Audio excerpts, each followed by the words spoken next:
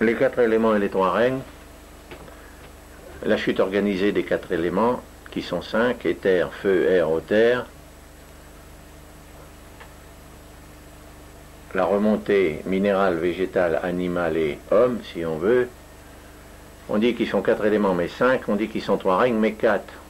Donc on peut tout aussi bien dire que le jeu complet fait 9, si on considère l'homme autre chose qu'un animal ordinaire, puisqu'il est sapiens, qu'il est vertical, qu'il a la conscience de Dieu et qu'il enterre ses morts.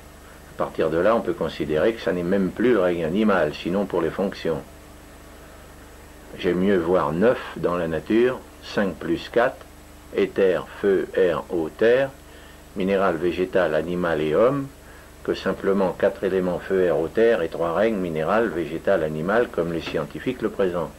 Et il n'y a pas d'ailleurs d'opposition. De là à dire que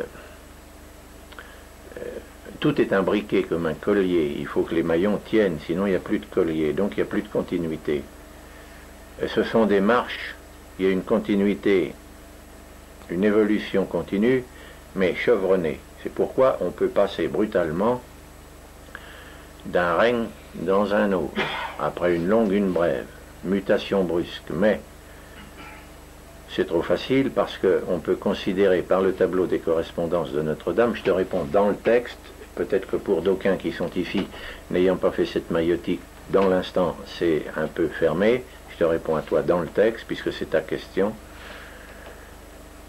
que tout étant dans tout, et par le tableau des correspondances, appelé tableau du correspondance de blason de Notre-Dame, dans le chapitre 3, tu as des imbrications, tu as une présence végétale, voire animale dans le minéral, une présence minérale, végétale, animale dans le végétal, et tu as une présence minérale, végétale, animale dans l'animal, et encore tu peux ouvrir la rose là pour aller dans des attendus, et tu retomberais à ce moment-là dans ce que j'appellerais les conciliations dans la nature, qui t'amènerait à tes correspondances personnelles pour trouver ton blason particulier.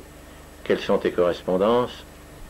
Bien sûr, il y a celle de l'astrologie, bien sûr, il y a celle des gènes que nous portons tous par nos ascendants, physiques cette fois, mais nous avons plus subtilement le blason, l'héraldique de la forêt avec nous.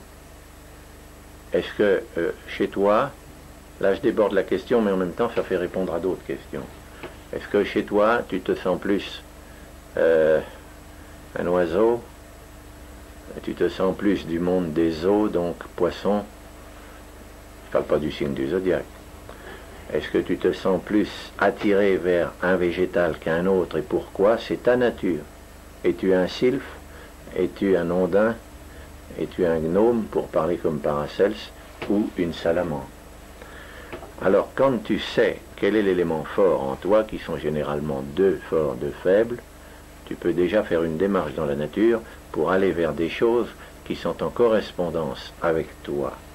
Et tu dois finalement trouver quel est l'oiseau, parmi les oiseaux, si tu as un appel profond de ce côté-là, voir quelle est la plume ou l'endroit du corps d'un oiseau qui, avec toi, peut faire une puissance occulte, que j'appellerais un vrai pentacle.